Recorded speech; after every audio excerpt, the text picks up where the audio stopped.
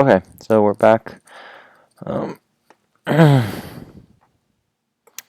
so yeah, we're back. A little relaxed again this episode, like last time. Um, just waiting for the evening because there's this show that I really like that they ran through the first two seasons, and I really didn't know about the show, but it's called. I think I mentioned. I don't know if I mentioned this like yesterday or the whatever the last episode. But it's called Silicon Valley. It is pretty funny, and I can't really remember if what I talked about last time, but yeah. Took a nap today, ate some food, relaxed. It was a Sunday. Didn't do too much.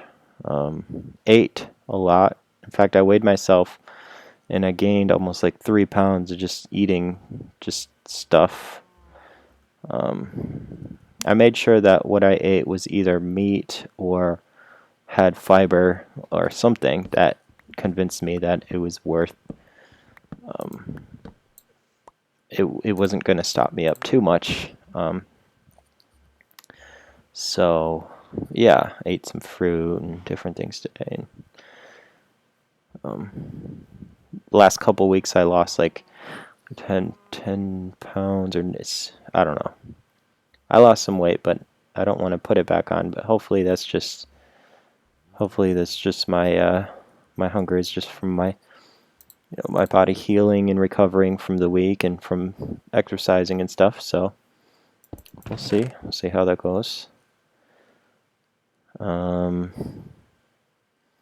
yeah, it's good to take a day off once a week, I think. Okay, so we can smelt iron. What else? What was that? Oh, right, we're going to smelt pork chop. So we got 10 of each of those.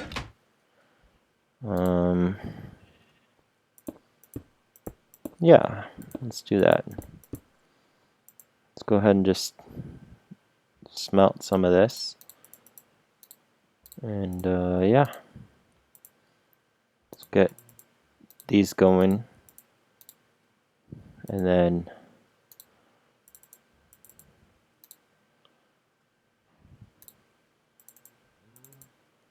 yeah.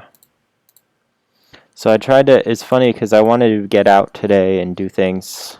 I took a walk outside in the nature, in the woods and stuff. And just for fun, just to see what, I don't know, because I didn't really want to play games or anything, but I tried to just remember what it felt like to start a new Minecraft world and just try to play on it. And it was crazy. It was too like nostalgic. I couldn't stand it for some reason. It was too because it's been like 4 years since the first time I played.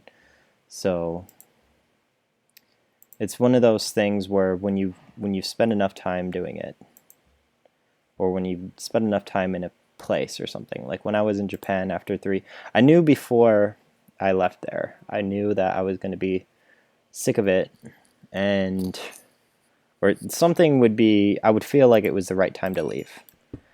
Um, like I would feel like, oh, my time here is up. It's time to go. And maybe someday, I'm going to feel like that about Champaign. I don't exactly, the funny thing is, I don't really exactly feel that right now. I've had a lot of adventures and things at University of Illinois and stuff. I don't totally, like 100% feel like yet that I'm done with the city. There is a very good chance that I'm going to stay here like another year. I don't know exactly how much longer and exactly what the future is going to be, but I just know the things that I want to work on, the things that I want to develop. And yeah. So I don't know, how this is all going to play out, but I definitely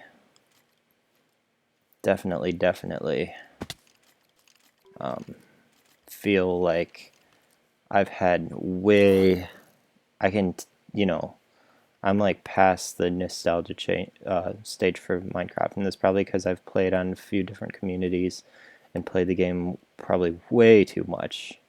Got to know people way too personally, way too many relationships with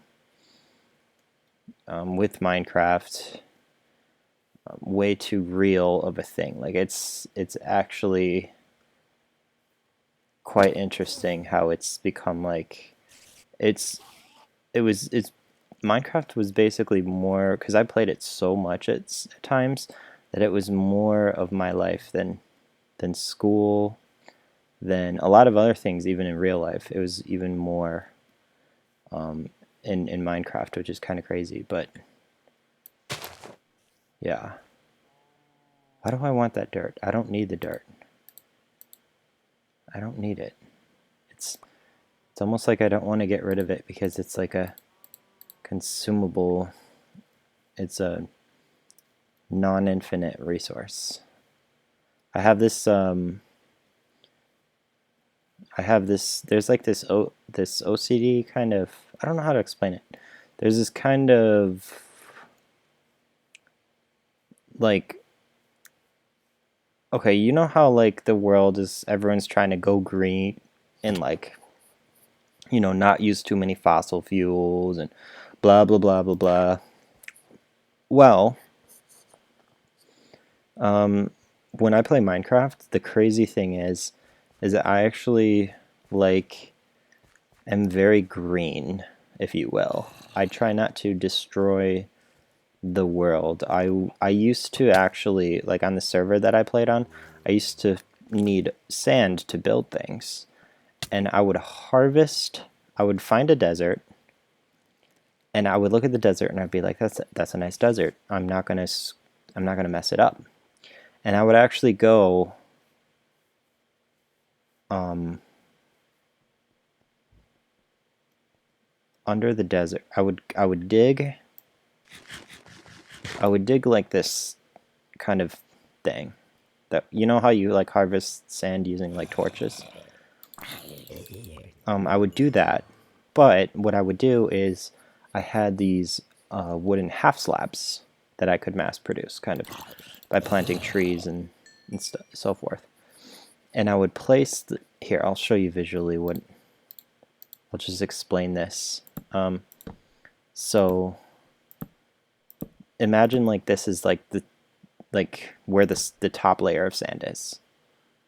I would dig all this part out. I would be like, okay, I'm gonna dig out all this sand, and this sand would even be gone too. And then I would place a half slab. Imagine this is an upside down half slab right there. I would place half slabs like this underneath, and then I would place the sand that was up here, I would place it back on top. So now there's like these half slabs, and then there's sand, and there's like this cave underneath. It's usually taller than just one block. It's like 3, 4, 5 blocks tall or something. But there's this cave that you can just kind of go under. But when you're on top of the ground, when you look at the desert is the same. Nothing's changed. It looks exactly the same, and yet I harvested it from like a lot of its sand. I had to place a lot of it back, so it actually was really time consuming. Like it took a long time, but it was my quote unquote green way of like harvesting, kind of. And that was green in the sense of I didn't want to change like drastically how the world looked. I don't want to like destroy, the quote like the supposed nature looking part of it. So let's see here. I wanna sleep on a bed. Where am I? Right here? Get get.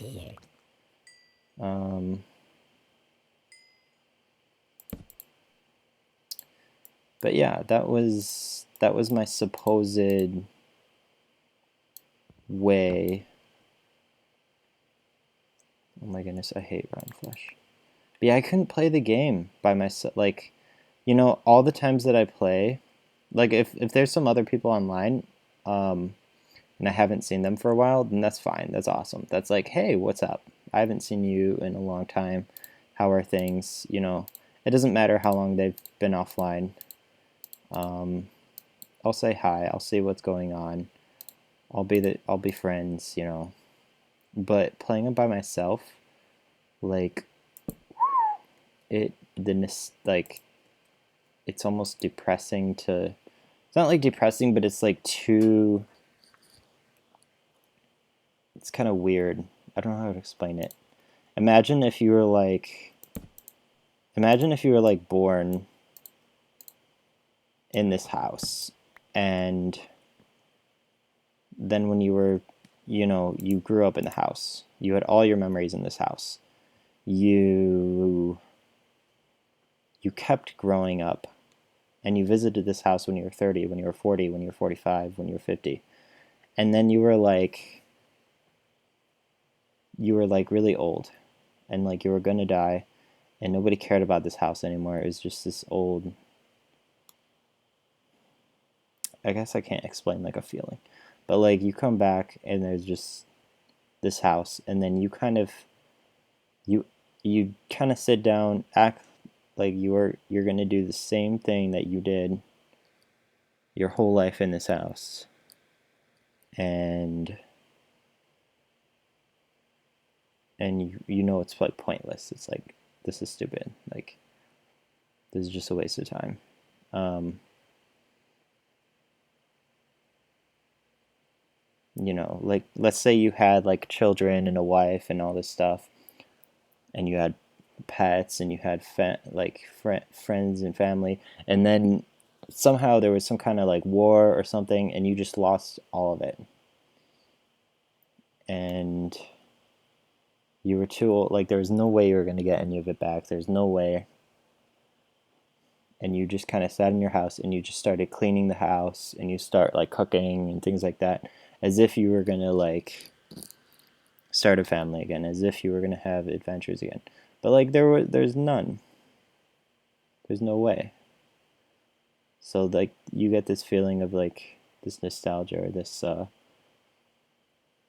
it's kind of like this sad kind of like, wow, that was kind of a, you know, an interesting lifetime right there.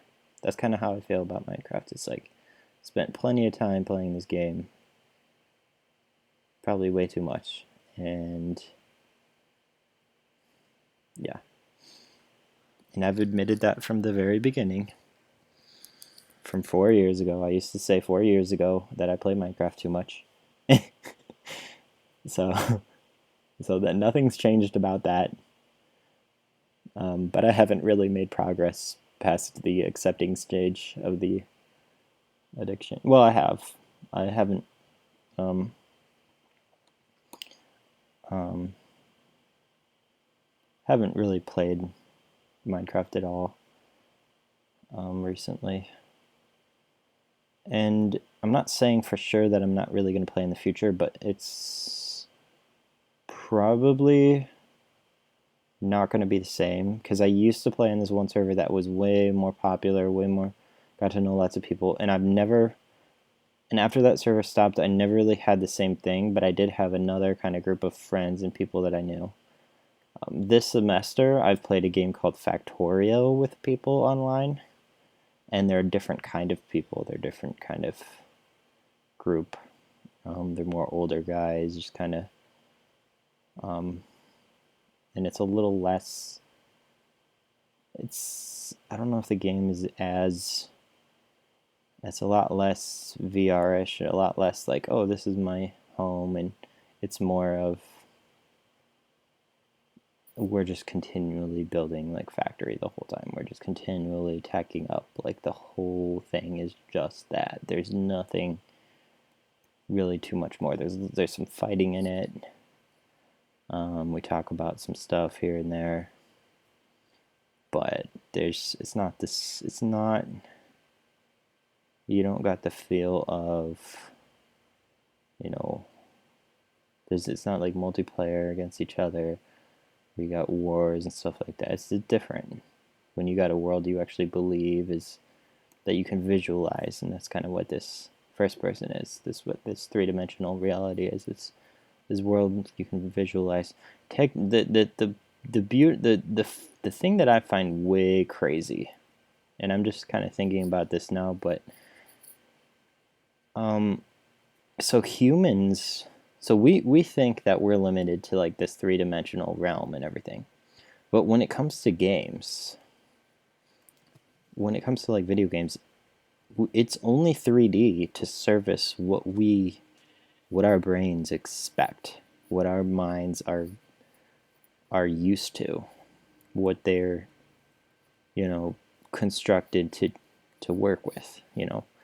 It works with, you know, 3 space and time and things like that. But really games lose once you make a game, the idea of physics is now the idea that you are bound in this body to this physical realm is completely destroyed from the game's aspect. It's not completely destroyed, like you can't. It's not completely overcome because from the player's aspect, because they're still limited by their mind.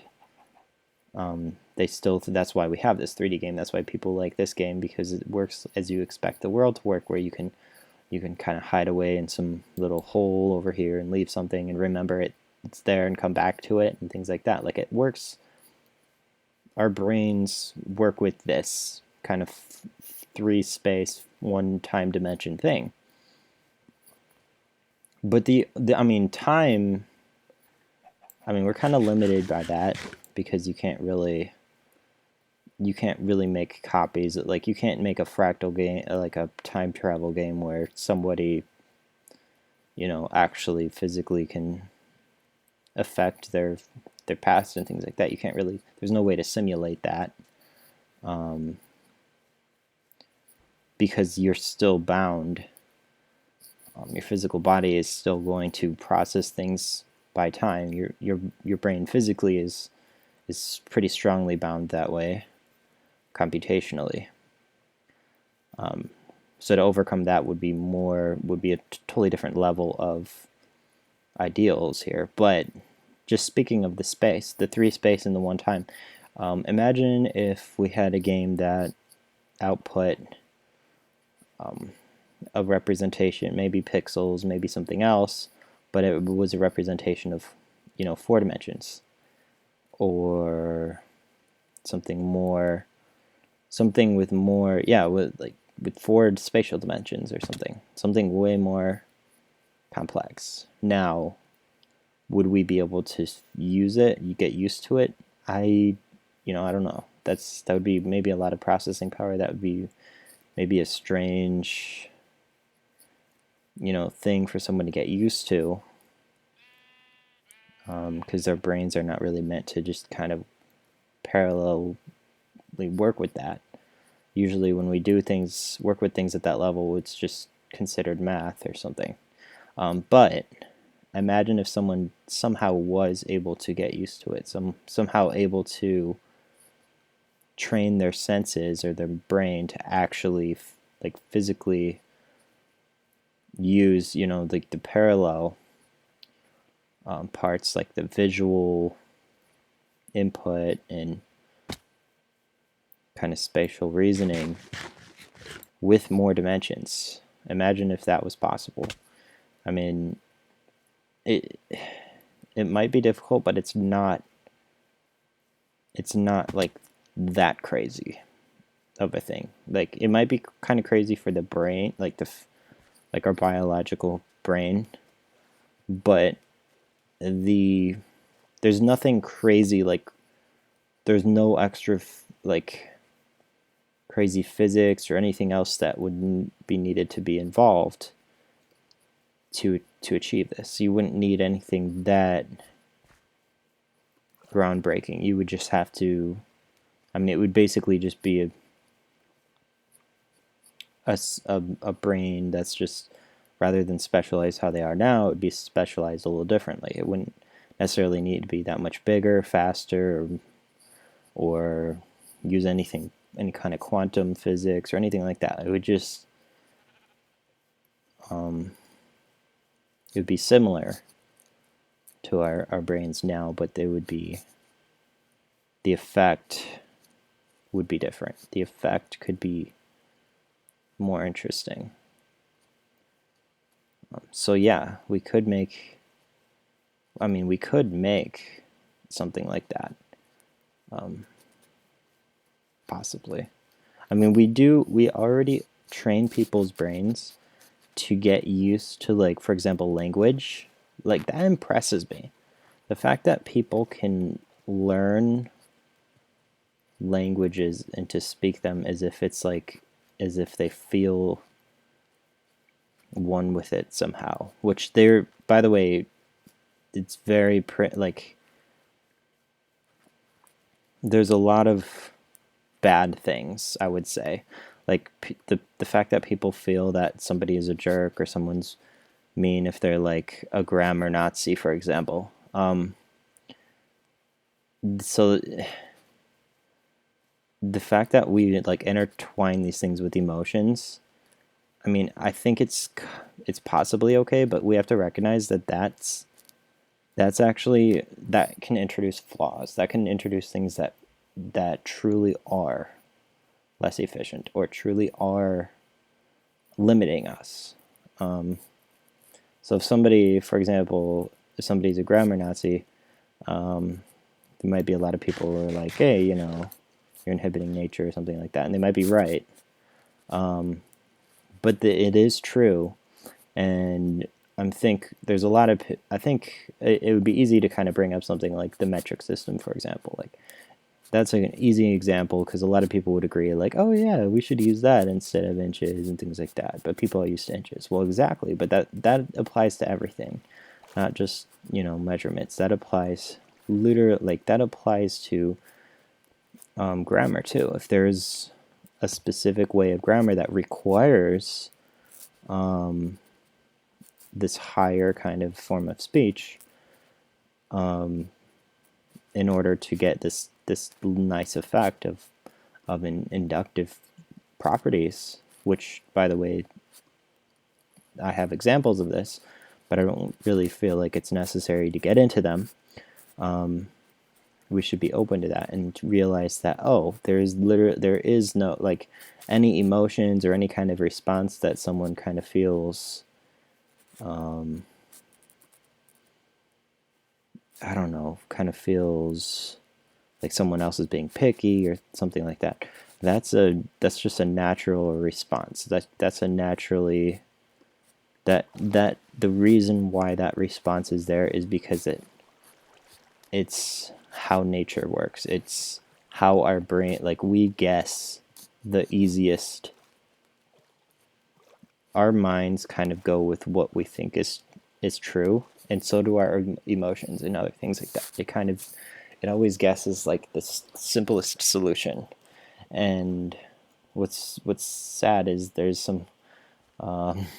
actually some engineering and mathematician students and people who kind of just say it like, oh, then we do go with the simplest solution, whether, you know, given an unknown problem. Well, depends what you mean by simplest solution, like, but that's not really true, I guess, in a way. Or some people might misjudge, because you have your feelings, and a lot of people, I guess, follow their feelings, which are, I mean, it'll help them survive, but that's all it is. It's just like this, just imagine it, I guess, as an algorithm that kind of gets you to survive. Like, if you try to do a backflip, you are going to screw up, you are going to do something bad and maybe land on your neck, even though logically, even though in your, you know, in your cortex, in your cerebral cortex, you know that tucking in your legs and doing a full flip is going to keep you safe. Whereas the rest of your body, your cerebellum and everything like that, is screaming, no, no, no, turn, twist, straighten out. You know, it tells you to do all these things that actually are the things that end up killing you. And this is such a primitive example. This is so simple of an example of just how primitive, how poorly our emotions and our wills kind of control us and how silly they are, and yet people still don't realize that, because what people want, because their emotions, and the reason why this happens is because it's, survival of the fittest, etc. But people want to be convinced emotionally about things. They want to be convinced the way that is least, and the reason why they want that is because they've survived from it. They've survived using it that way, and they like to think that life is easier for them. It works out for them the most. So people are going to support rules that they themselves would like to follow. So if somebody's like, oh, we shouldn't steal, well, everyone who doesn't like to steal is going to be like, oh yeah, sure, yeah, I totally agree with that, totally. In fact, let's enforce that, because they want their, they'll rationalize it and say, hey, it's because it works better that way, or something, or because the world's a better place when it's that way. When in reality, it works better for them. It works better for their particular thing. And nature is so strongly tied into their minds, so strongly tied into their logic, that they're literally convinced, even that it's logically true, that the world would be a better place, when in fact there is absolutely no way to prove that. There's actually the evidence for that. There's only some evidence and very biased opinions that can prove that. And I love that example, because that's like me. That's like an example that defines me, because I not stealing is like the least, the last thing that I would be willing to do, pretty much. And so even me being the one, the least likely person to steal on the planet, I would think, me being who I feel is the least likely person to steal on the planet, and yet I'm the one saying that it's actually a falsehood to say that you can be sure the world is a better place when given that you just restrict stealing. Sure, you might be able to guess that you'll come to a local maxima or something, but yeah, there is a lot more survival going on, and people really, really, really strongly go with these ideas, thinking that, actually convincing themselves. They actually themselves believe that they are righteous, that they are good, that they are awesome, that they are, that it's just it's holy, it's good, or whatever, to that these things are followed or something. But in reality, it's still about their survival. They're just more deceived than other people who just will admit, hey, I'm just trying to survive. They'll actually realize, hey, that's really all I'm trying to do. I realized it. That's actually what's going on, and it's an interesting deception.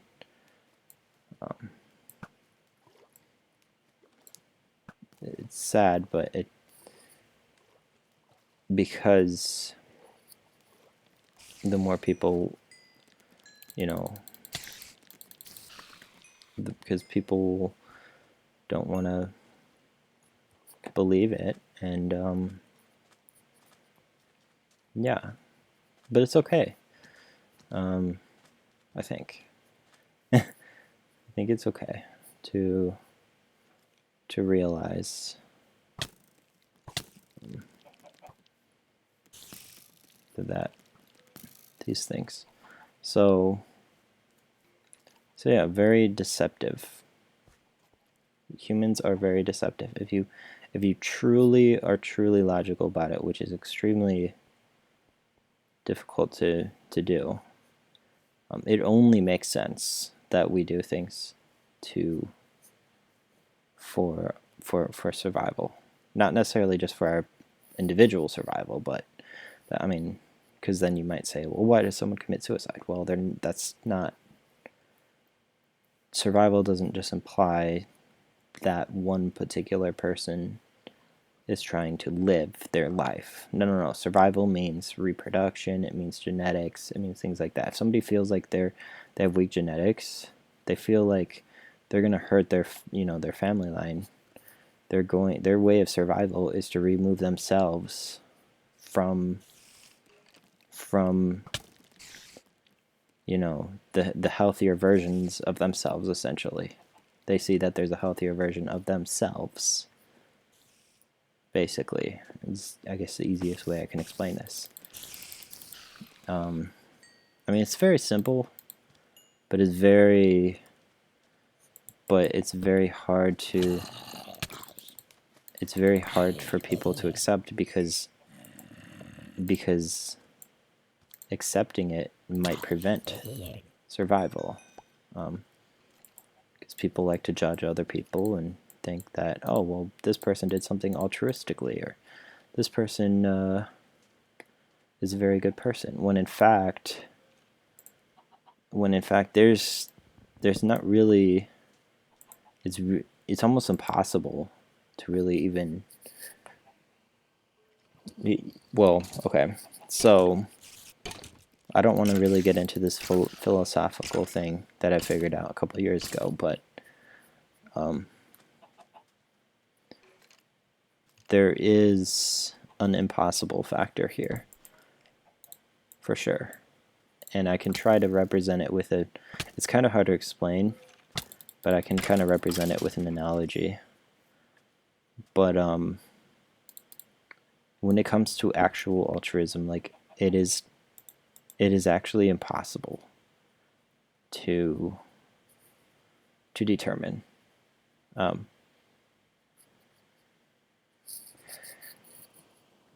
It's possible to judge survival.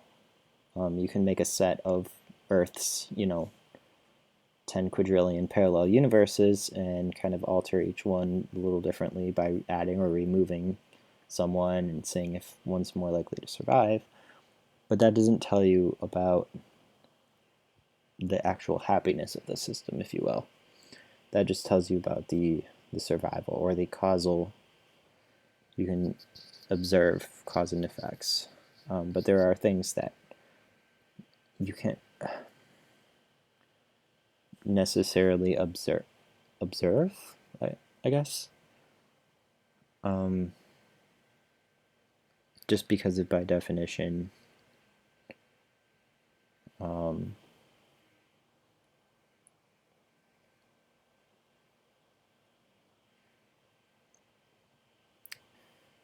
this is really deep. I probably shouldn't get into such a deep conversation. Let's talk about something lighter. A little lighter. This is Minecraft. Should talk about something lighter. Changing the world. Oh, yeah, I was at B-Dubs today, and before I left, I was talking to the bartender there, and she seemed pretty cool. I said something. I said, she thought I said I was going to go change the oil. And she was like, "Oh, that sounds like a pretty big task for a Sunday." and I thought, and I just told her, "Okay, we'll go with that." I said that. Because if she thought changing oil was a big task for a Sunday, then it's probably good that she misheard me, because changing the world is a little bigger of a task for a Sunday, probably. Maybe. Yeah. So. But yeah. Removing the need for chalkboards and notebooks and text editing for software. That sounds like a pretty big change. Um, it's not completed yet, but I have it like in my head. You know, I have it imagined up, how it all works, why, the whys, the hows, all that stuff. It's all almost all in my head. There could be incompleteness. For example, the Collatz conjecture. Tried to prove that. That is a crazy mathematical idea because it is chaotic, and so it's kind of like this rule. It's kind of I came up with this analogy to explain what it's like to try to prove that thing. And by the way, I'm not that great at proofs. Like I actually stink at some traditional math stuff. Like, but I did try to prove the Collatz conjecture, um, and realized that if I was going to do it, the best way to do it was to prove it to myself before I prove it to anyone else. So once I prove it to myself and I know for a fact that it's true, then I should be able to prove it to other people. And I was convincing myself it was true, but I hadn't proved it. I was just choosing to believe that it was true because I wanted some motivation to prove it. But and because I wouldn't know how to prove that it would be false if it was false. But yeah, it's kind of crazy because it's chaotic. So if you try to find a pattern, basically, you can try to find more and more restrictive patterns to kind of account for more and more numbers, essentially. But eventually, like whatever pattern you choose, like because of the chaotic system, it it's there's like eventually you hit a number that's like outside of that pattern, basically. And the pattern that I came up with, even after I was fixing my proof, it didn't work for like 79 or something like that. Some number. It like worked for all numbers all the way up to there, and then it didn't work for that number, and I was like, no. And some people have patterns that I guess work up to like hundreds of thousands or something. I'm not sure. I try to. Anyway. But the analogy is like imagine trying to like convince yourself like you're in a room and you're like, oh, this room is totally, I think this room is, 100 square feet or 300 or let's say 200 cubic feet or something like that. You're going to prove the size of this room that you're in. And so most of the walls in the room, or like the room seems normal. And I don't know if I've talked about this before. There's like so many things that I'm scared that I have to talk about twice on here because it would just be silly to talk about something twice. But imagine like you're trying to prove the size of the room and you're convinced mostly because most of the room, it seems to be like this. It seems to be a normal size. It looks like there's 5 tiles going across the floor one way and 5 going across the other way. And it's like, oh, I can count this. I can add this up. I can prove it. And so you're convinced that you're eventually convinced. You're like, oh, I almost got this room. I figured out the size for it. This is easy. I just got to prove that I counted each block, that every block is the same size, whatever.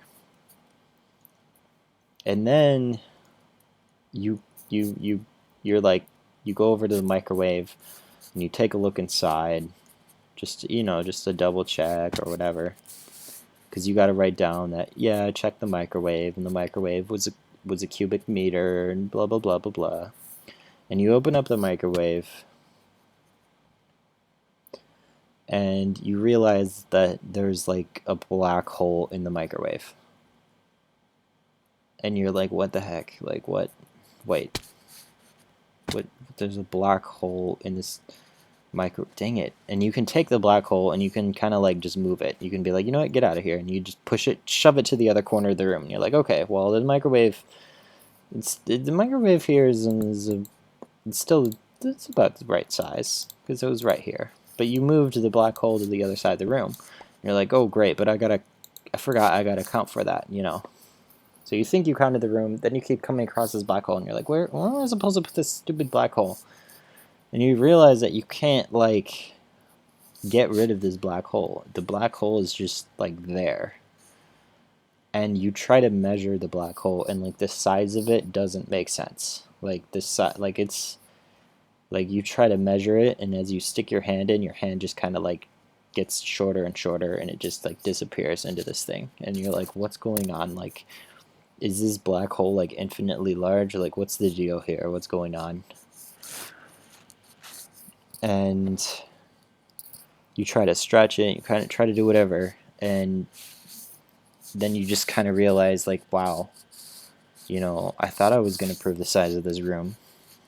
I thought I was going to figure it out, but actually it's actually kind of tricky. It's actually harder than I thought. So, yeah, try to prove the Collatz conjecture. I dare you. It's I can see why so many people think that they proved it and then realize like, oh shoot, I actually made a mistake. Because it's kind of it's easy to make these mistakes that like because you're trying to find a pattern in something to prove that it's like it's restricted, that it's bounded or something.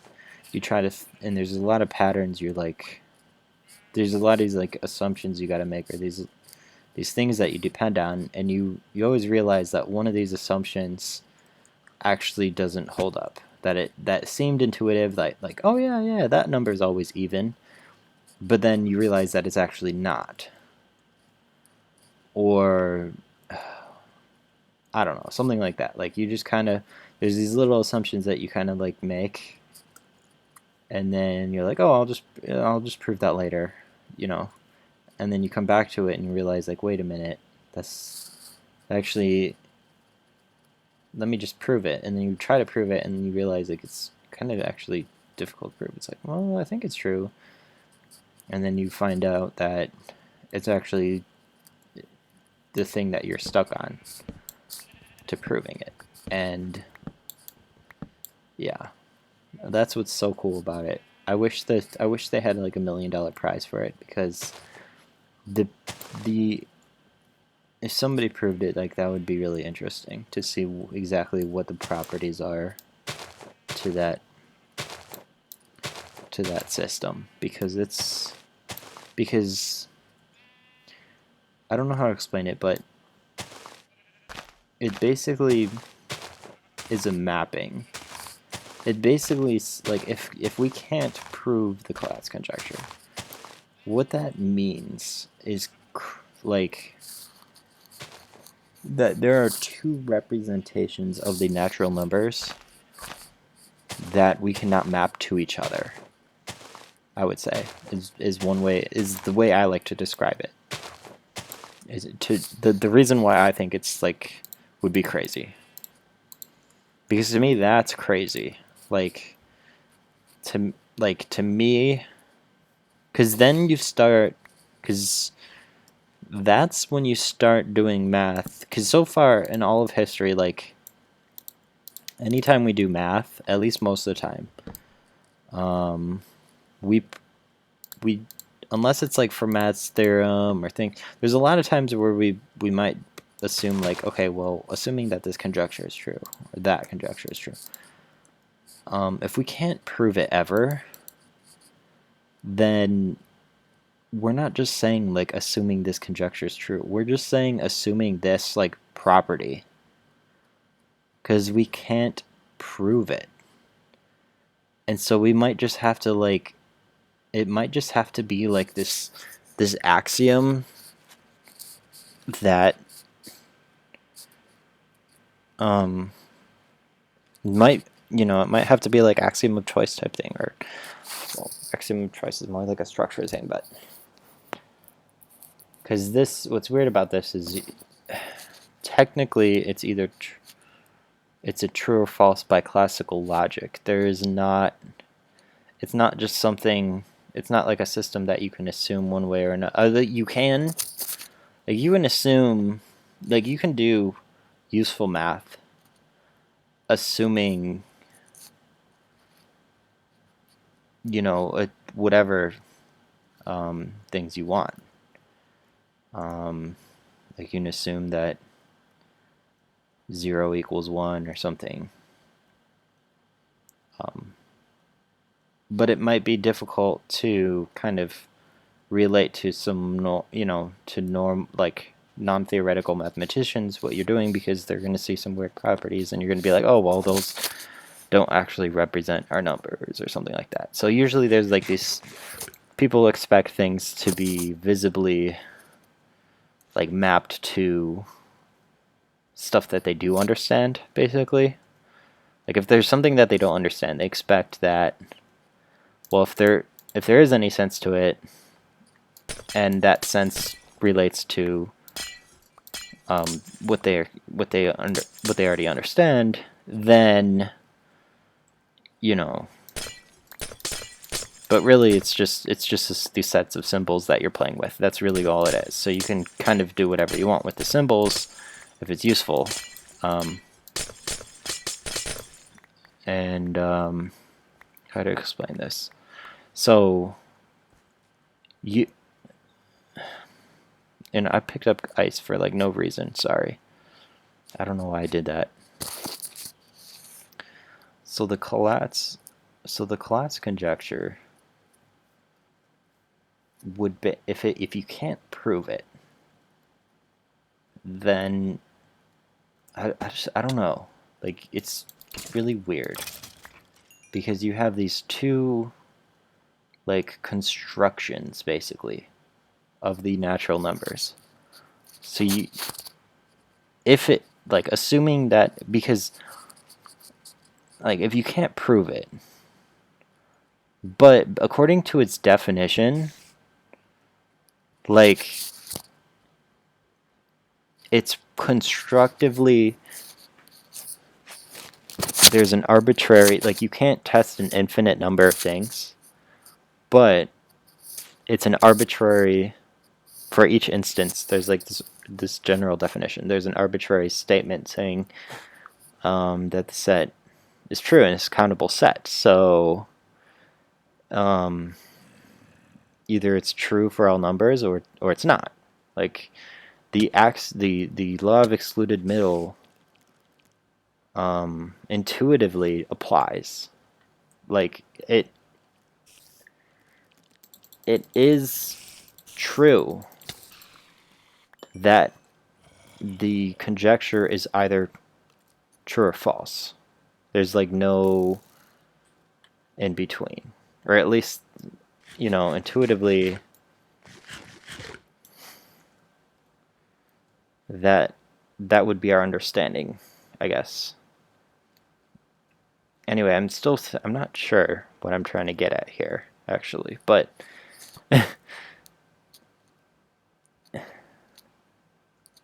assuming law of excluded middle, that the Collatz conjecture either is true or it's false, and then in that sense, assuming that it actually is true, but there does not exist a finite proof, like a proof. Like if there doesn't exist like even a classical logic proof of it, then that means we can construct the natural numbers like two completely different ways. And so if we really wanted like all the properties of the natural numbers, we'd have to kind of, I don't know, like construct them both ways or something. Because if they can't be mapped to each other, I don't know.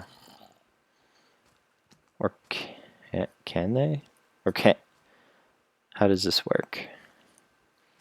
If it's true, then you can determine.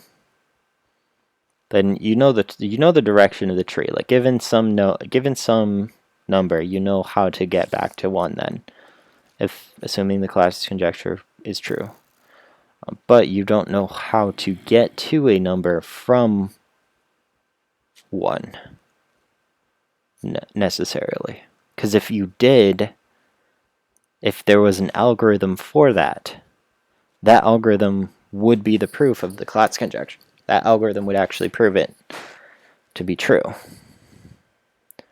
So that's a crazy thing, is there's no way to know how to get to a number from 1. You can always get to 1 from a number, and then you would know how to get to that number from 1, right? Well, okay, hold on.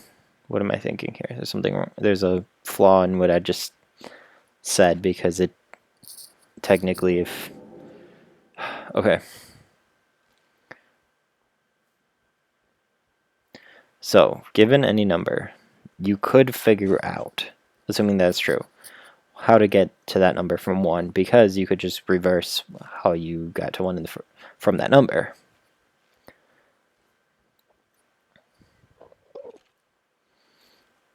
However, that's assuming that's true.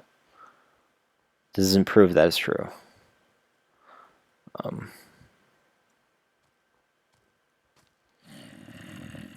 It would prove, yeah. So if you're assuming that it's true, you can't prove what you've assumed.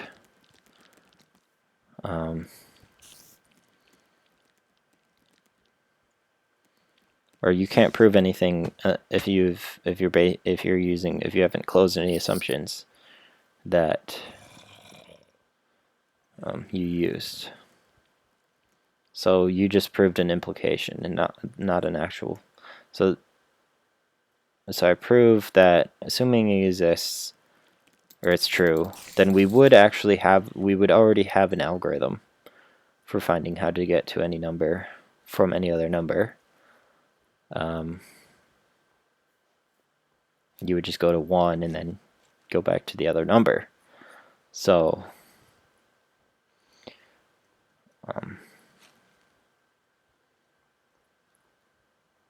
anyway, it's crazy, but it's cool. It's a cool thing to think about, because it's one of those beautiful things that you draw cool pictures with, and fractals and crap like that. Yeah. Anyway, it's about an hour and 20 minutes until I can. Okay, I need to make a bed, and I need to get food. Do I have emergency food in here? I should keep like a stack of like pork for when I'm blabbing all day. Yeah, see, I don't, and that's probably not a good idea. Should probably keep some like a stack of pork. You know what? We'll do that. Crap, we need food now. I'm gonna die.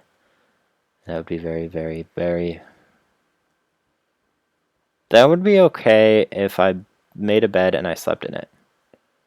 Actually. So let's just keep going this way. We're either A, going to find an animal and eat it, or B, and if I fell in there, that would have been bad. Or, I got a third idea. I'm going to kill these zombies, and I'm going to eat their zombie flesh. That is how I'm going to survive.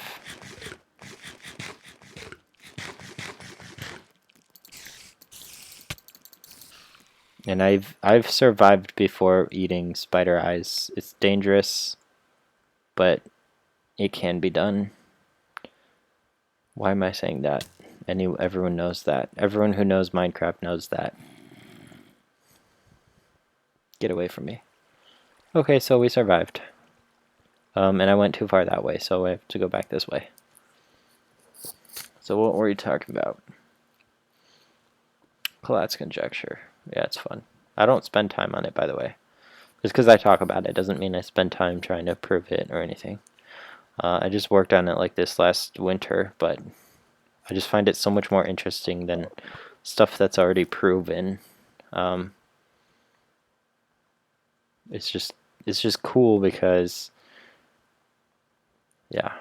Anyway, I just like the idea of trying to tackle something that the world is kind of stuck on, something innovative, something new. It's just fun.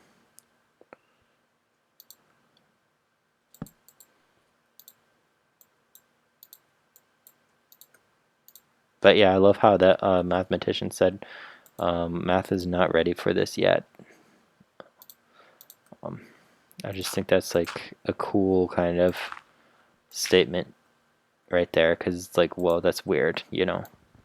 Because it's weird.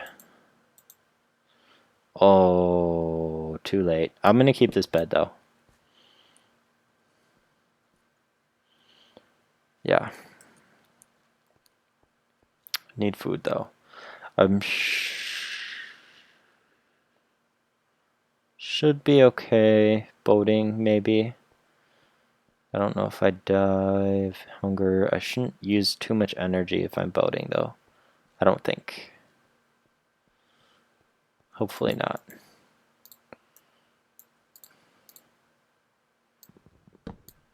Hopefully not. Whatevs. Let's go.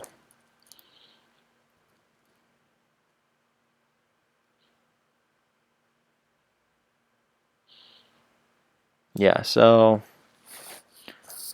yeah, hungry in the game. Hopefully I don't die. Hopefully I reach land soon and the land has like, you know, cows and pigs. Oh, I should have brought a spare boat. What's scary is if this boat breaks and then I have to swim and then I still don't have food. I'm gonna starve to death in the water. So, but I could always find my stuff. I would just have to go back to the coordinates. Remember that one episode where I died and I was convinced I was gonna go get my stuff again? And I did somehow. I had to like build up technology out of like nothing in order to just get my stuff. I had to like get blaze rods or something. Like that, I thought that was pretty cool that I did that.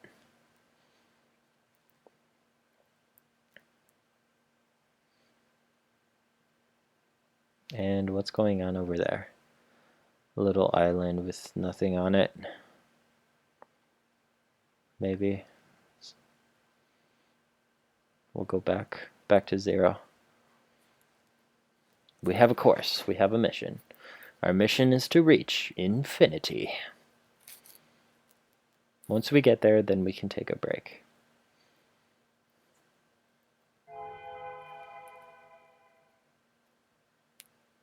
So yeah, I was wondering, because I don't know too much about like primes and stuff, but I was wondering, like, do we not know enough about primes to kind of prove the class? Because that seemed to be, like, in my mind, that was like my guess of how you could, you know, actually prove something about it legitimately would be through like prime numbers or something. Through the fact that there would be, you know, infinite primes that are spaced out, blah blah blah, something like that.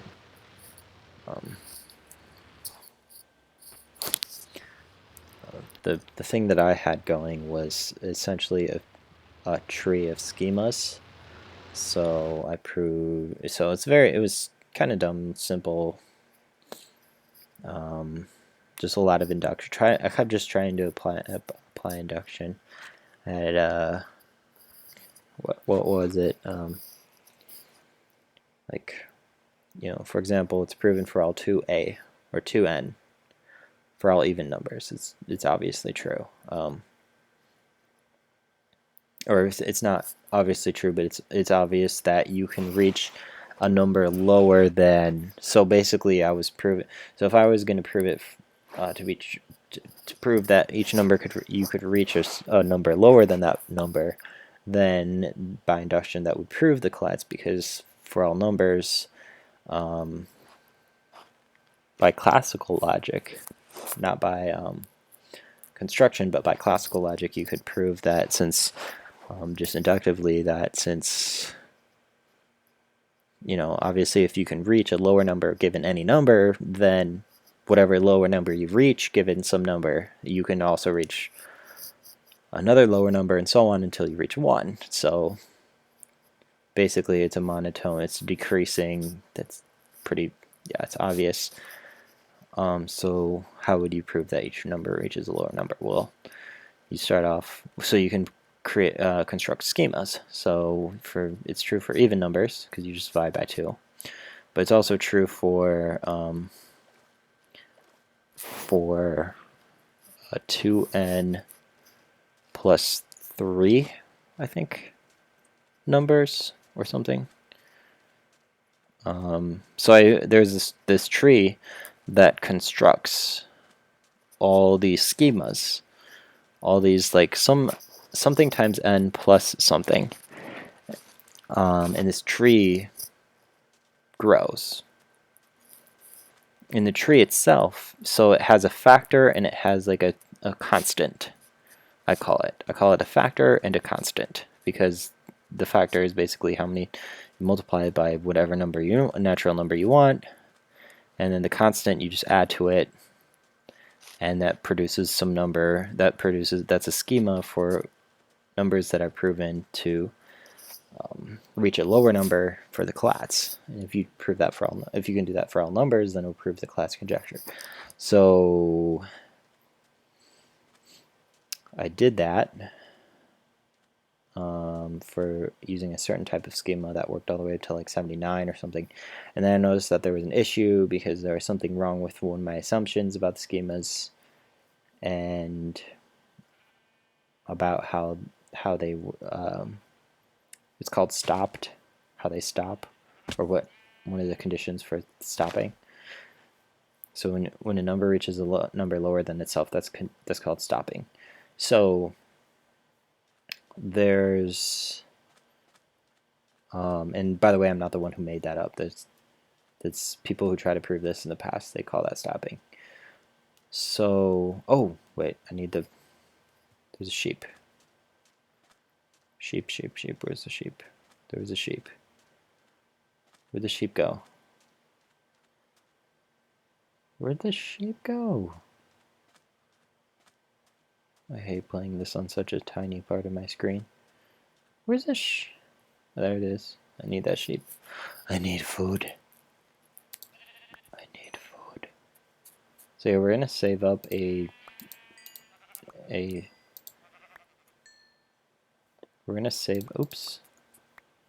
we're gonna save up a stack of meat in case we ever get hungry again while I'm talking. Yeah, we should do that. I should do that. It's probably a good idea. Because like that's the most primitive thing that that I need is meat. It's food. So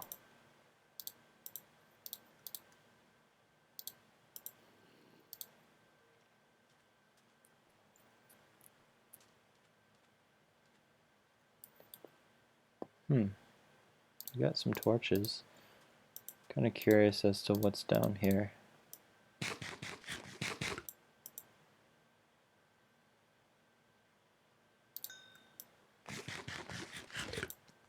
But yeah, playing this by myself is making me want to play it is making me feel like I should be talking to someone on TeamSpeak or playing with someone else. I kind of feel like that's missing somehow. But really, my friends don't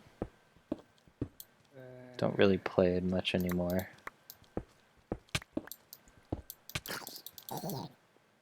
Get out of here, little punk. Oh yeah, and I need to sleep in a bed too, so as soon as it's nighttime, we're gonna do that. We got some coal. Although we don't need... We have a stack of coal blocks, so it's not like we're gonna run out of coal. But yeah, running out of food should not be a thing. So what we're going to do is we're going to keep killing some type of animal until we have a stack of their type of food. And we're just going to store it. It's just going to be an emergency stack in our backpack ender chest. So where was I? What was I talking about again? Oh yeah.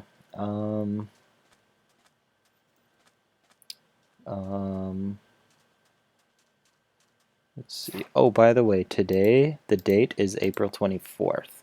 So it might say that I released this, you know, in May or June or something late. But actually it's April 24th. And yeah. Who knows? I might even be in I'm going to be in a concentration camp for the military. I might even be there while you're watching this video, or while I release this video, because I have a whole bunch of videos that I still have yet to release to the public, and this is probably going to be another one. So who knows when I'm going to release them. I haven't finished school yet, so we'll see. Yeah. I might be, who knows. But yeah, I was gonna set like basically a whole bunch of videos to like be released one day after each other. And so I was just gonna kind of just set up a whole bunch of videos and just kind of schedule a whole row of them. Just a whole bunch of them to be set up one after the other.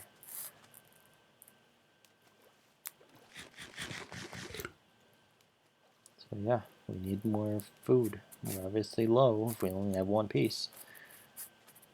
Class conjecture.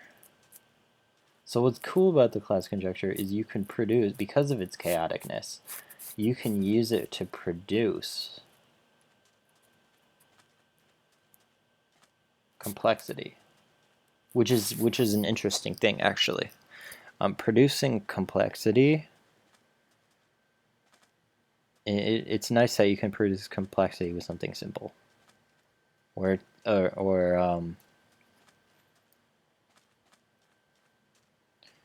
yeah. So yeah, the Collatz rules, yeah. I want to make fractal patterns and stuff from that, you know.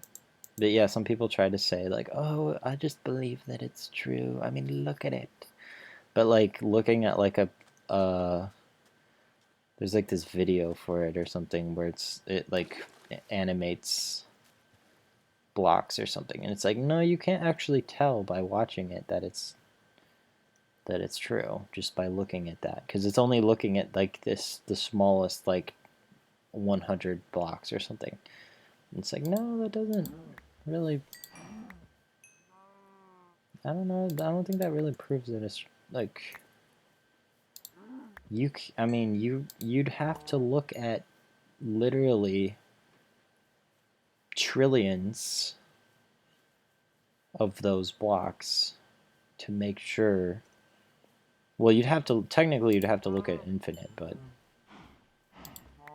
but I mean, who knows? Like, if the conjecture was not true, yeah, most of those are going to move to the left or whatever. Most of you guys probably have no idea what I'm talking about. There's like this video on YouTube where it's like the Collatz visualized or whatever, and it's like, yeah, most of the blocks are going to look like they're moving left, and they are. But if they aren't always, and you have like this lucky pattern that kind of infinitely goes to the right,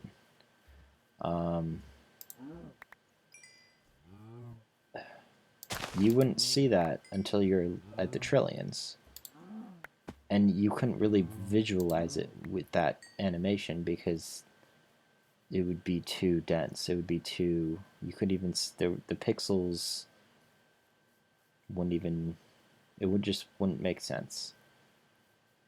So yeah, sure, you can look at it, think it's pretty around the small numbers, but that's not that's totally different than an actual proof. So a proof is a crazy kind of thing because it works for all of them, no matter how big, which is very, very big, very, very, very, very, very big. I can't put enough varies to kind of like get my point across here.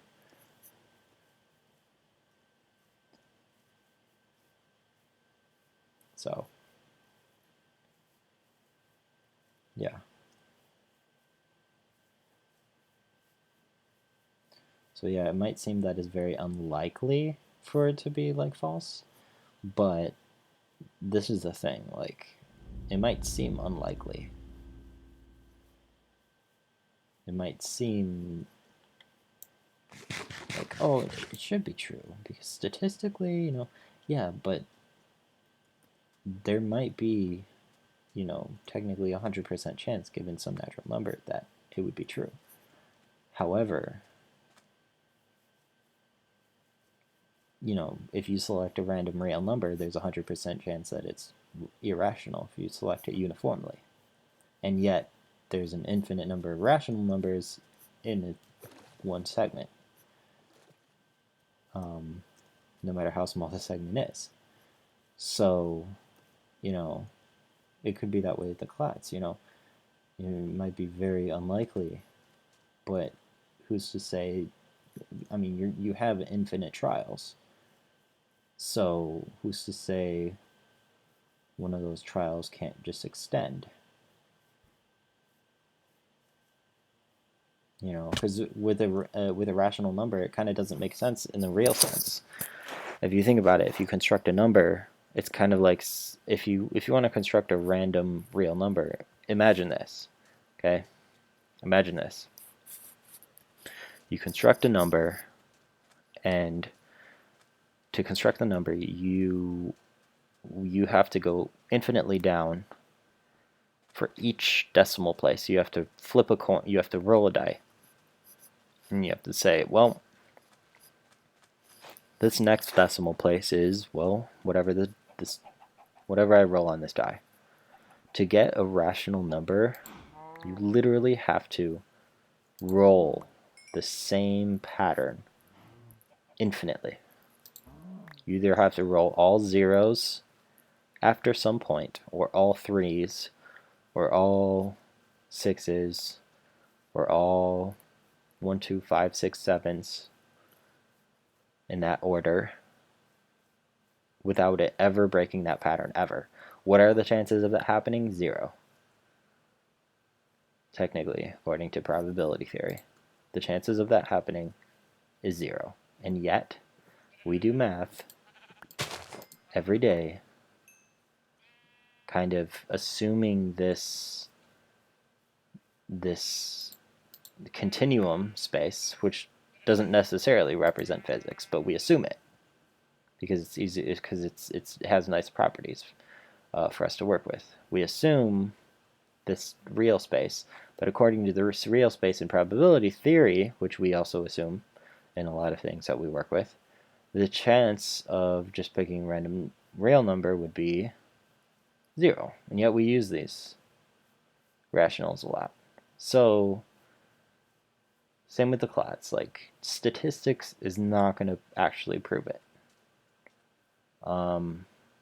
because comparing it using statistics actually shows that because of its infinite, even if it's unlikely, even if it's 0% likely, given these other examples, that those examples actually show that those things do in fact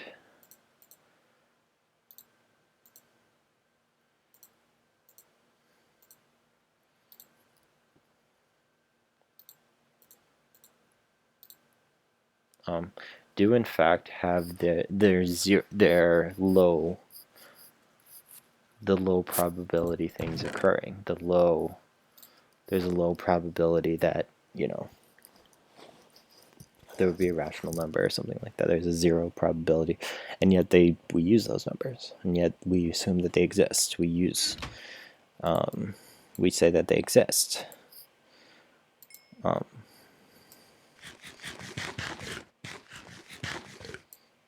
Because there's also a 0 probability of choosing any other given number too. So doesn't mean that there's a 0, but there's a 100% probability that we would choose an irrational number, but 0% probability that we would choose a given irrational number. The Collatz conjecture, we have infinite trials. There is a chance that it's false. There very well is a chance, given, you know, everything that I know about it. There's actually no reason for me to just to think, oh yeah, this is true. That I could lie to myself and I could be like, oh yeah, I'll just, you know, think that it's true.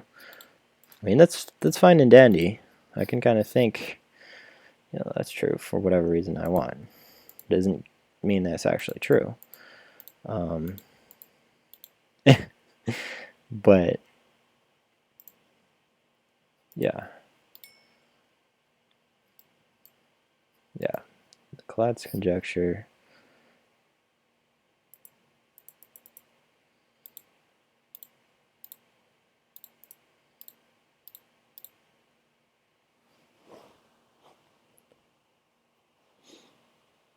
Yeah, I don't.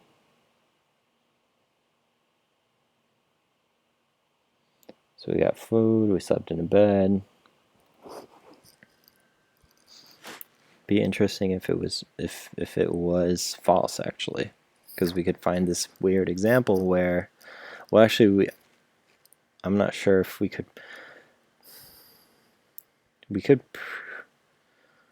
of how classical logic works, we could prove that it's false without having a counterexample.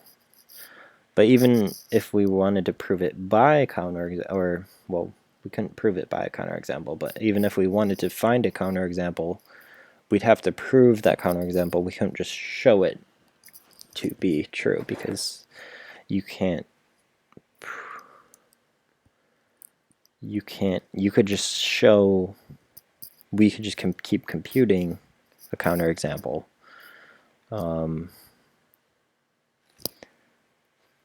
But that doesn't mean, but that we can't like reach infinity, or so we can't reach a stopping point. We can't prove that it just won't halt. So yeah, we can't prove that just by computing a counterexample. But it'd be interesting to if we could prove a counterexample actually is a counterexample. You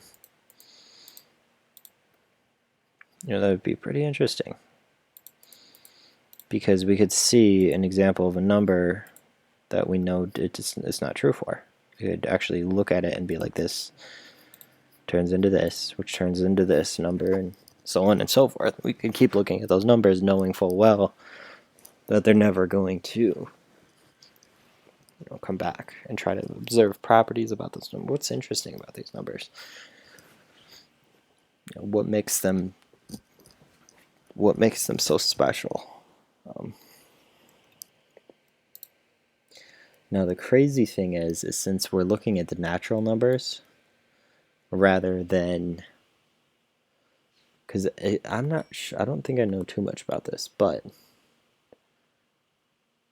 if we are talking about like statistics of it being like highly unlikely, but the fact that it could still sparsely exist,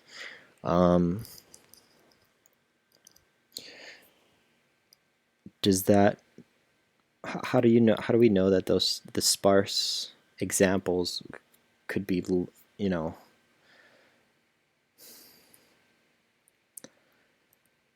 well, they would go all the way back to 1, technically. So, technically, well, no, they wouldn't. Sorry, I lied. Uh, right, because we know all these numbers that reach 1 that they're closed under the class. The number, if there's not a there's a number that's not closed.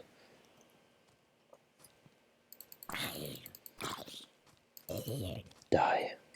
If there's a number that's not closed under the class conjecture, who's to say that number isn't just ridiculously humongous, like just insanely huge, just unbelievably gigantic? Who's to say? This is just, there's no feasible way we're gonna, it's what, you know, so, and this is what I love about like Graham's number and stuff, is people actually create inductive proofs for using really large numbers to prove properties about certain things. But to prove the Collatz, you know, someone might be able to come up with an astronomically large number and show that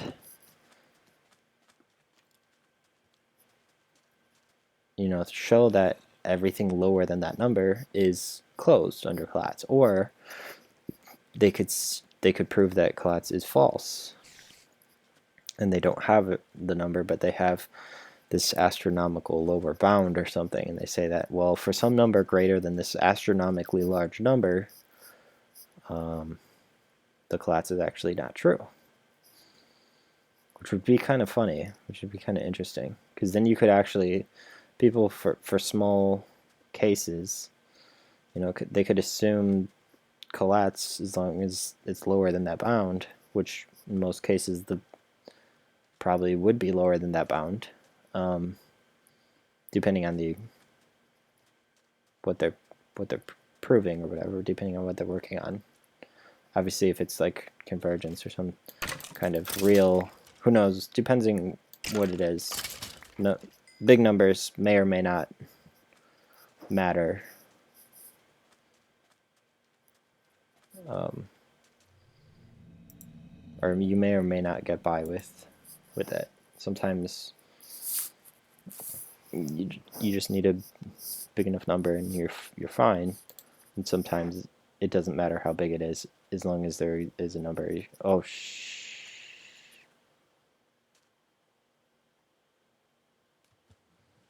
I just realized I've been going west.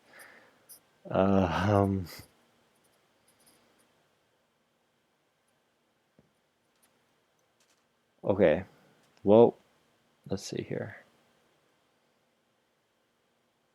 We have a stack of beef now in our, geez, I didn't know I was going west.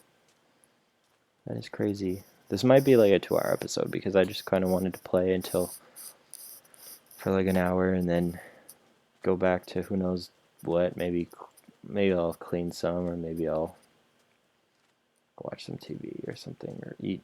I don't know. I've been eating enough, but I really want to watch this. I just love this show. It's so good. Silicon Valley is it's so funny, and I just love the jokes. Like, I get all of the jokes. I love how they're nerdy. I love how they talk about math a lot, and they talk about just stuff. I think some of the jokes are a bit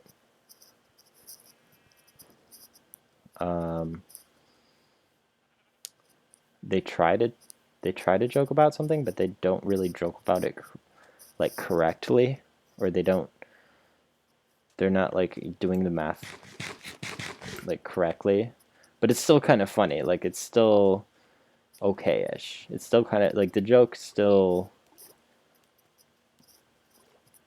like they still play it off well. So the joke, they might have done the joke completely wrong, and I'm like slapping myself on the head and like, no, that's, you guys missed the whole point of that, you know, of that mathematical concept. But okay, we'll just go with it. Um, so so there's a lot of like me slapping myself in the forehead for them just being dumb. But it's still good because it's like it's it's better than watching some show where there's just a whole bunch of retards and people who just don't care about anything, but actually, you know, a show about where they actually create a company, they actually are intelligent people, they're actually nerdy and all this stuff. I like that. That's cool. And they try to actually make it Silicon Valley type. Um, I think that's cool.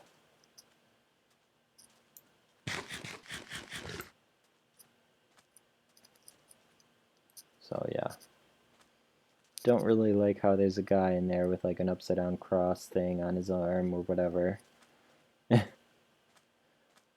of, it's a little, you know,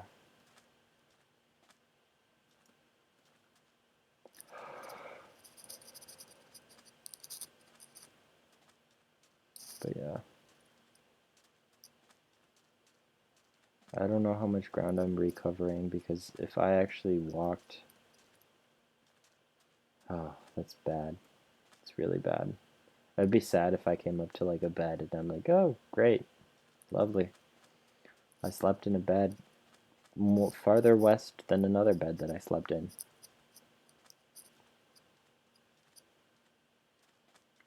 So we'll see if we follow the zero. We'll see. Didn't I go across these mountains already? I don't know. Yep, there we go. There's a bed that we already slept in. So if we die, we're not going to be here. We're going to be west. We're going to be west. Dang it. Oops. Okay. Well, I don't know.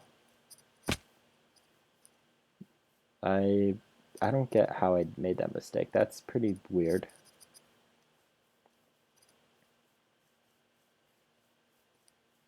I almost wanna go back and just watch the video to see when I turned around. Like, just to see like how I turned around. Like, did I just come out of that cave and then just go the wrong way? Like, when was it? You know? Uh,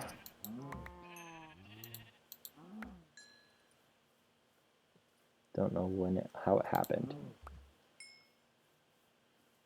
I'm going east. It'd be funny if I just like started a series called Heading West, and then like I played in this exact world again. I'd be like, hey, by the way, I'm just gonna backtrack everything that I just did. Like, I wonder how many people would be like, really? Probably no one because no one watches this, but whatever. So yeah.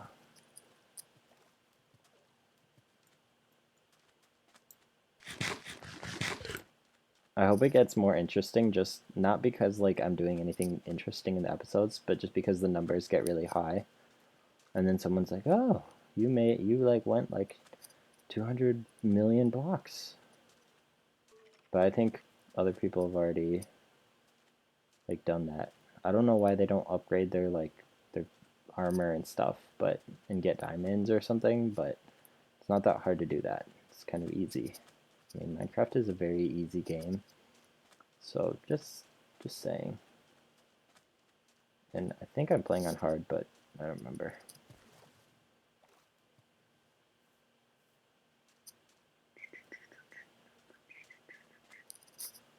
So yeah, it's 8:18 p.m. I have classes tomorrow.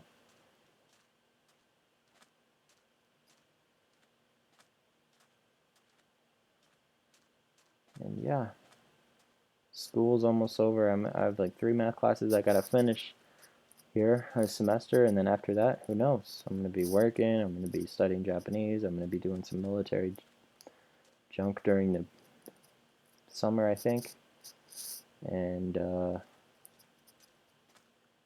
yeah,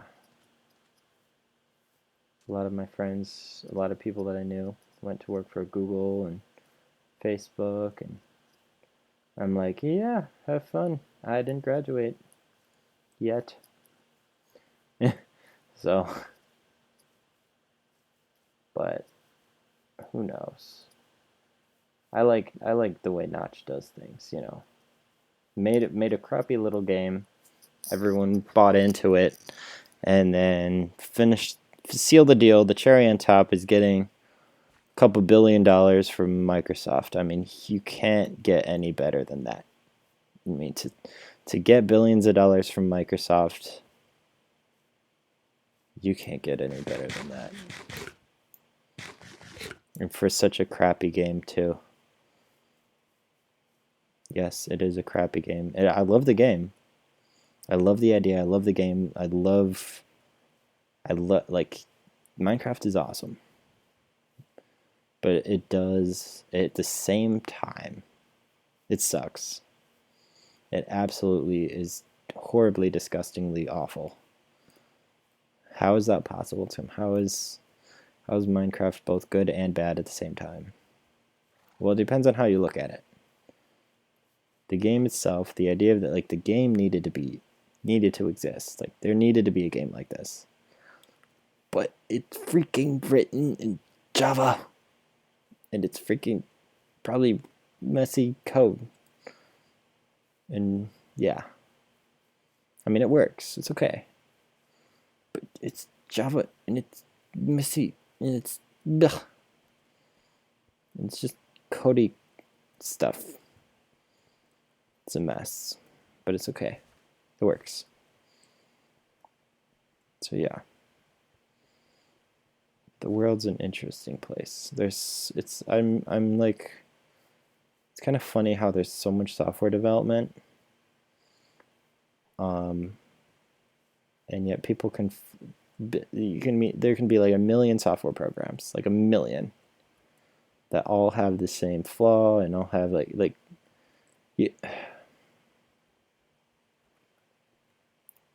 you, like, theoretically, in my mind, if it's done correctly, like, this is going to sound like outrageously, possibly even offensive, but in my mind, if you do things correctly enough, if you do things properly enough, this is not going to apply to hardware, this is not going to apply to, like, you know, physical, this is going to apply to basically to software.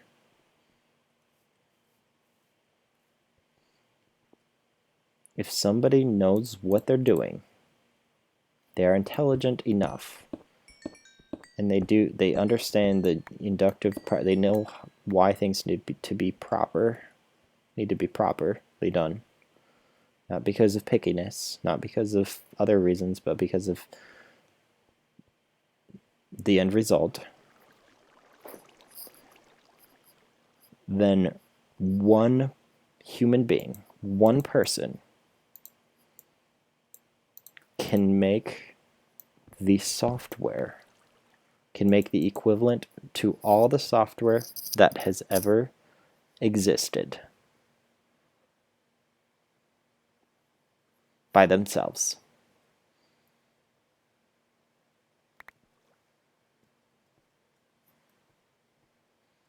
And you're probably gonna be like, yeah, right, BS. Like, that's probably the first instinct of a lot of people, is be like, yeah, nope, not gonna accept that. I'm not gonna believe that.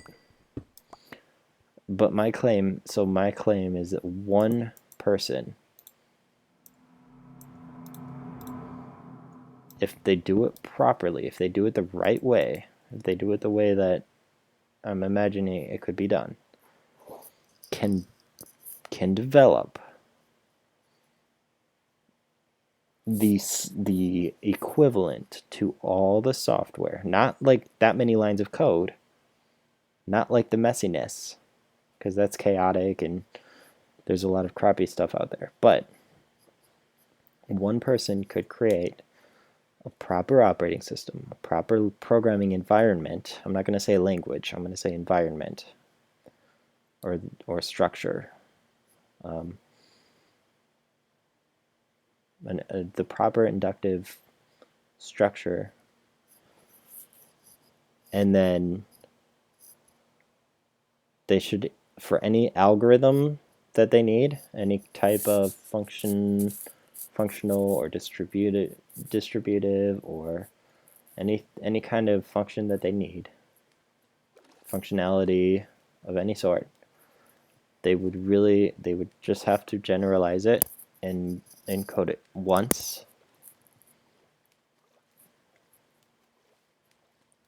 Okay, they would generalize it, code it once,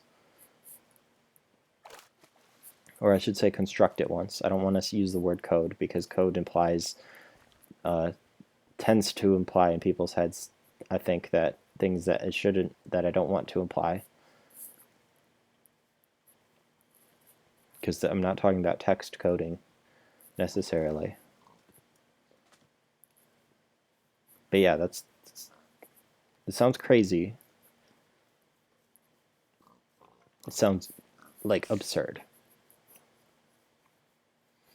But I don't think people understand like like what like what people don't understand what software can be, like how absurdly how absurdly generalized and inductive you can get when developing things. Like any idea you can think of, any idea that you code as an algorithm. Breadth first search. Freaking reversing something. I don't know, anything. You know, once it's made, it's made. You don't need to make it more than once. Once it's made, it's made. It is there, and it's there to stay. It's there forever. And you know, you can try to say, oh well, this software took a long time to make. Yeah, it probably did. But and I'm not going to disrespect anyone's work or anything, but there's, it's going to sound like crazy, but if, like, theoretically, if you removed, if you mapped all the functionality of some given software project to generalized functionality, and you removed all the bugs, all the errors, all the um, um,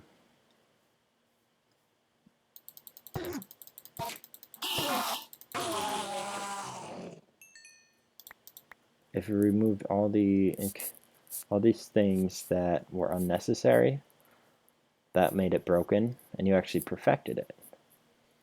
And you also mapped it to a generalized kind of structure.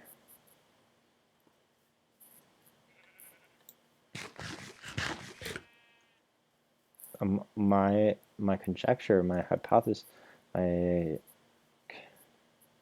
don't even know, because it's kind of mathy, it's kind of abstract out there, but it's also kind of something you could test. But my hypothesis is is some there's some structure that you can map it to, such that it could be made rather quickly. And once it's made,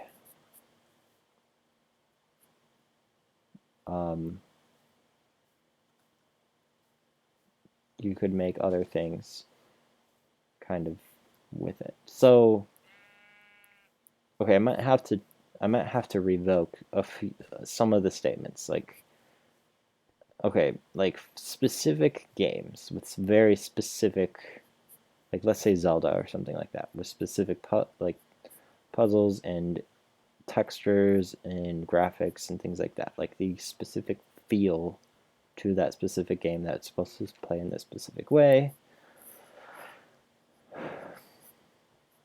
Like, sure, like one person's not going to make all of that on their own in their lifetime, probably. It's not going to make sense. I'm trying to think here. What am I really getting at? There. Well, let's do something really quick.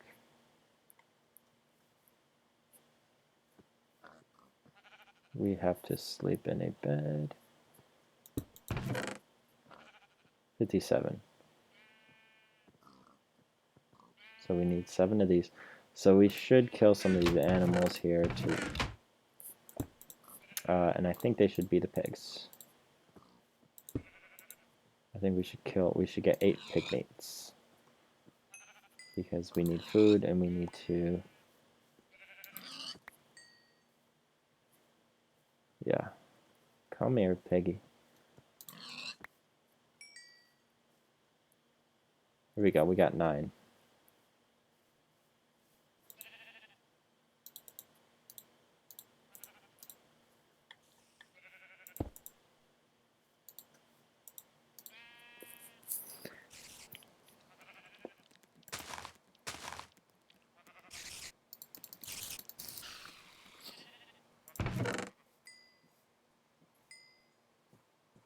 Oh, and we need their wool because we need to get back up to 64.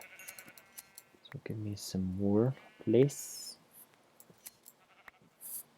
I got 60. And we need to make a bed too.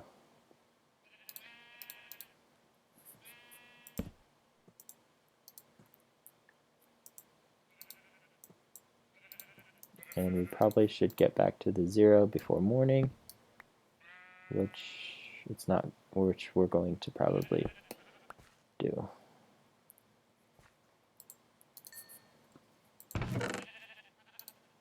There we go.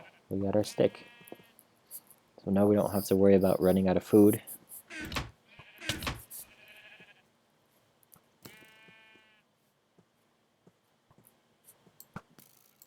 Oops. Sorry. Got in my way there, sheep.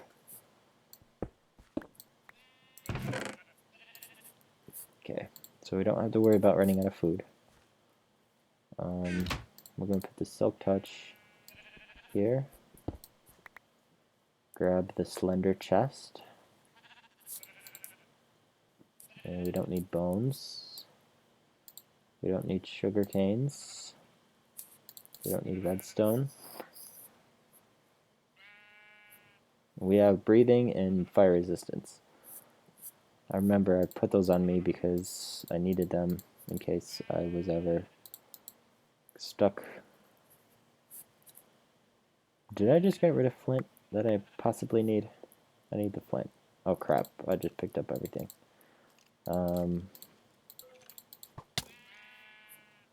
I should keep the flint and make some more arrows, because I'm actually running low on arrows, I think.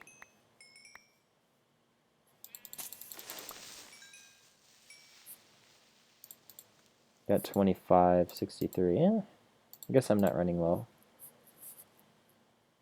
It's not bad. Why do I need ladders? I don't think I need ladders. I don't think I need sand. Yeah, let's go sleep before it gets morning. And then, since the episode probably is about 2 hours now, I should end it soon. Gotta go 40 blocks this way. And we also have to get away from the monsters. So let's go do that. No.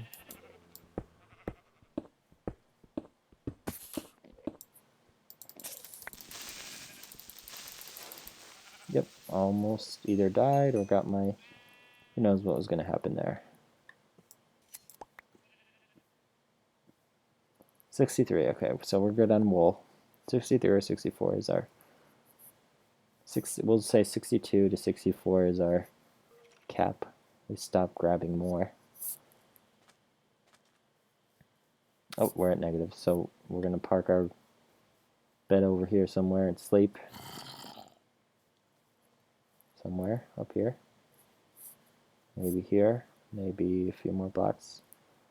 Before sunrise, that's for sure. Oh. Gotta get away from these monsters. Come on, before sunrise. There we go. We did it. I did it. Good, good. Okay, so slept there. We are heading east. We are at 126,000. So I think we made net progress, even though we went backwards for a bit. And we have a stack of meat, just in case we're stupid and we run out of food again, because I get very, very distracted. And there's a village, which is awesome, because villages are awesome. Let's see if there's anything. Oh man, villagers. Hopefully there's some chest in here. Oh man. Chest, chest, chest. I should end it in the village too. In the episode. While I'm in the village, because then I can start the next episode in the village and think, oh, what am I doing in the village?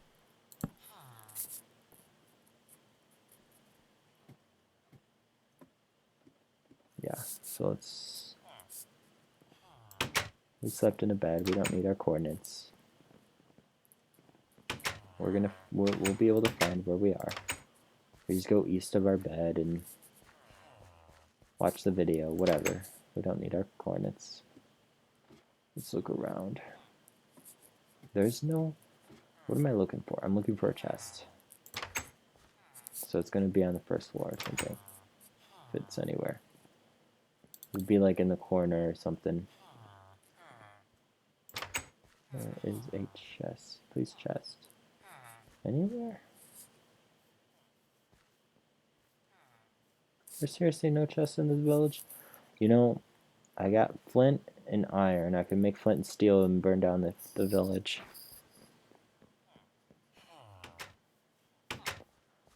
Oh my goodness.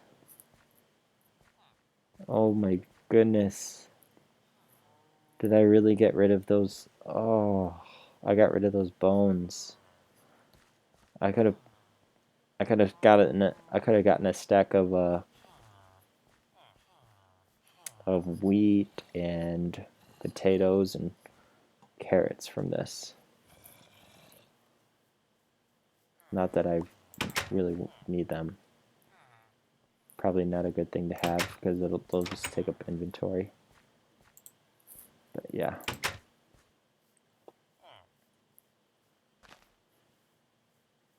I feel like I should burn down this village. Like my village to burn. I am destruction master. Sorry guys, I just took out your wall. No. Well, I have a potion of water breathing, so if I accidentally got stuck down there, I could just drink that. I wouldn't be able to make another one for a while. But at least I have one.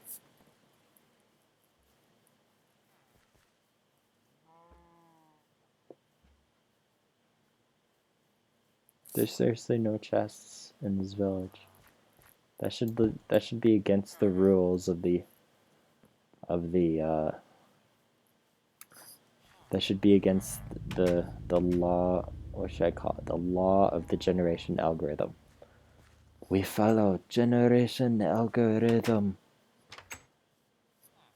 It is our religion. We do it generation algorithm state. Yes, yes you do. And the algorithm doesn't tell you to always put chests, does it? Darn it. Darn it, Notch. I blame this on you. I tweeted Notch today. He'll probably never see it, but I tweeted him. I love that guy. He reminds me of me, or I remind myself of him, or something. But I love that guy. He's pretty awesome. I don't really, because of how much. See, like I probably would have hated that he sold Minecraft to Microsoft, but because of how much he sold it to them for, like it just makes me happy. Like he made so much money from that thing. And maybe they're just gonna try to make money from it and just be, you know, a financial whatever, which is whatever. I mean, if they want to do that and get behind the times, that's up to them. You know, I gave them what I thought would be research potential in the future, and they supposedly like to do research, but supposedly I cannot see very well. Sorry, I'm not playing on full screen, so couldn't see where that skeleton was. And anyway, projectile protection 4. Ooh. So yeah. Oh, I was gonna end it in the village. You know, part of what this series is what's past is past. It's hard for me to do that in Minecraft, I think, and that's kind of what's makes this series like special. What makes it different is you you're just always moving forward.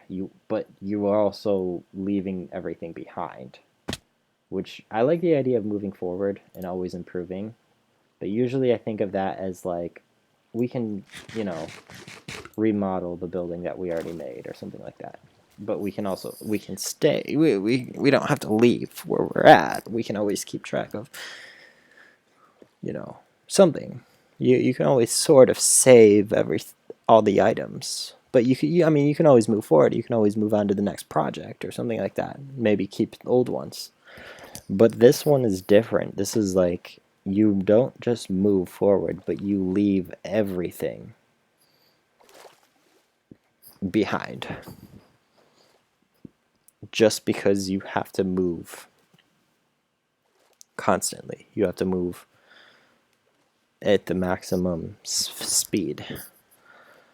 Which, if somebody could just, you know, lay rails of a minecart, it's like faster, you know, and mine them faster than they could run, sure, that would be the method to do it. But the best method I know so far is one, either use the nether, which we won't, which I think I made a rule against.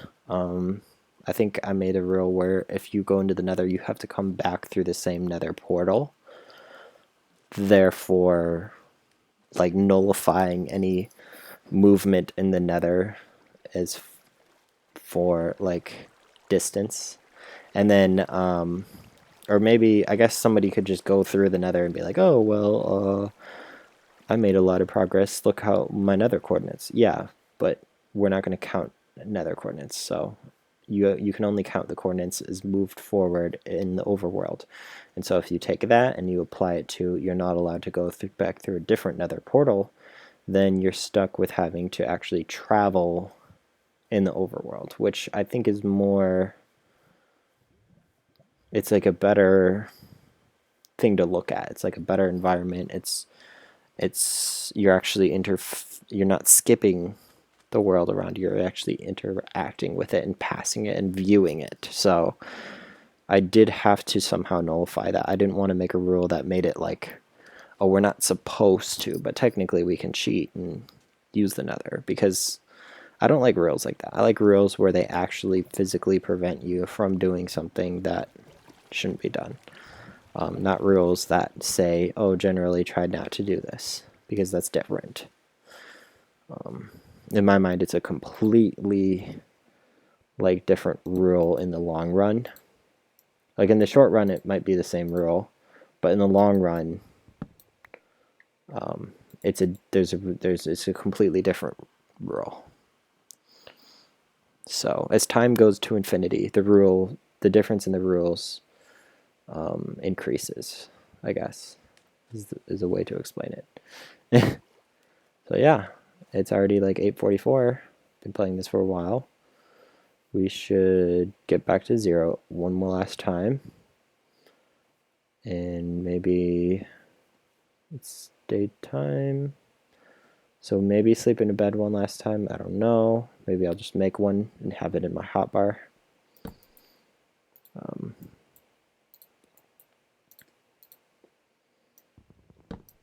Yeah. So we'll go back to 0. We'll get back to land if we can. And that will be that. That will have been my 1/2 hour episode, however long it is. And I will upload this and eventually make it public. Maybe in May or June or who knows when, but it might be a while. Hopefully I'm still alive.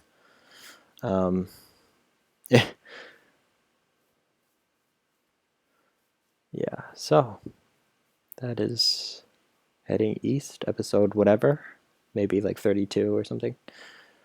And this has been Tim.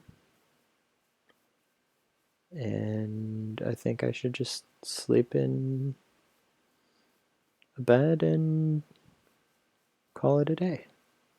A Minecraft day and a real day, because at 9 o'clock in real life, I'm going to be watching Silicon Valley, because it's awesome.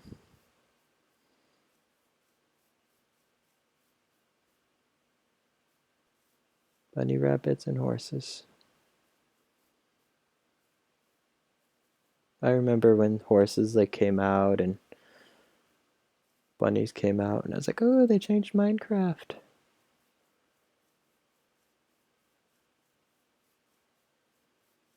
Yeah. I think coding is an interesting thing. Could be fun in some ways.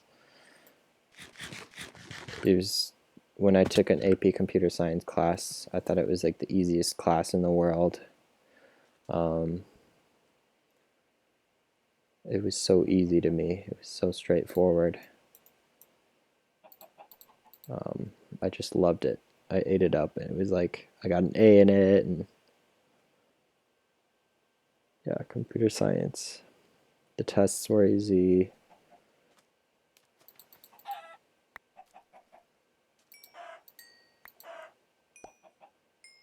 But yeah. I can't remember. I think I argued with my teacher about something in the class, and I can't remember what it was, but I want to figure out what it was. I know what I argued with my teacher. I know I argued with the teacher in the first time I was in college, and one of the times he actually listened to me, and then he tested it, and then he realized that I was correct.